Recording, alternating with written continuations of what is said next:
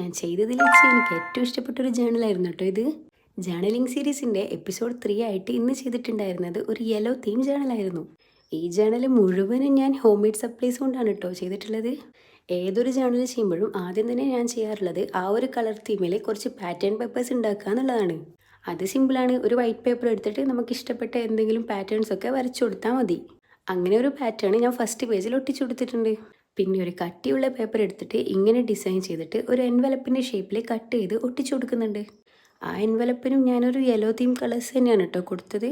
അതിനുള്ളിൽ ഒരു beautiful quotes കൂടി എഴുതി കൊടുത്തപ്പോൾ നല്ല ക്യൂട്ടായിരുന്നു കേട്ടോ കാണാൻ. പിന്നെ ഒരു കുഞ്ഞു വൈറ്റ് പേപ്പർ എടുത്തിട്ട് അതിന് കുറച്ച് ബ്ലാക്ക് ലൈൻസ് ഒക്കെ കൊടുത്തിട്ട് അതിനകത്തും ഒരു ബ്യൂട്ടിഫുൾ കോട്ട് എഴുതി കൊടുത്തിട്ട് ഒട്ടിച്ചു കൊടുത്തിട്ടുണ്ട്. ഇത്ര ചെയ്തപ്പോൾ തന്നെ ജേണൽ നല്ല ഭംഗിയുണ്ടായിരുന്നു. പക്ഷേ എനിക്ക് ഈ സെക്കൻഡ് പേജ് കൂടി ചെയ്യണമായിരുന്നു.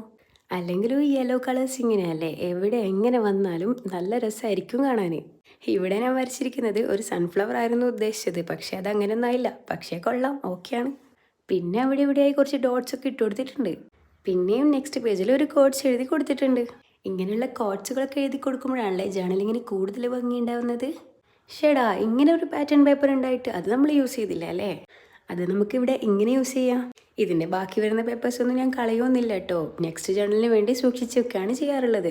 അപ്പോൾ എങ്ങനെയുണ്ട് നമ്മുടെ ഫൈനൽ ലുക്ക്? സൂപ്പർ അല്ലേ? ഈ ഒരു ജേണൽ നിങ്ങൾക്ക് ഇഷ്ടമായോ എന്നുള്ളതൊന്ന് കമൻറ്റ് ചെയ്യണേ. അതുപോലെ ഈ സീരീസിൽ നെക്സ്റ്റ് ഏത് കളർ തീമിലാണ് ജേണൽ ചെയ്യേണ്ടതെന്ന് ഒന്ന് കമൻറ്റ് ചെയ്യ്. നെക്സ്റ്റ് വീഡിയോ ക്രാഫ്റ്റിൻ്റെത് ചെയ്യണോ അല്ല ജേണലിങ്ങിൻ്റെ ചെയ്യണോ അതുകൂടെ ഒന്ന് കമൻറ്റ് ചെയ്യണേ. നിങ്ങളുടെ ലൈക്കും കമൻറ്റും സബ്സ്ക്രൈബും ഒക്കെയാണ് കേട്ടോ വീണ്ടും വീഡിയോ ചെയ്യാനുള്ളൊരു ഇൻസ്പിറേഷൻ തരുന്നത്.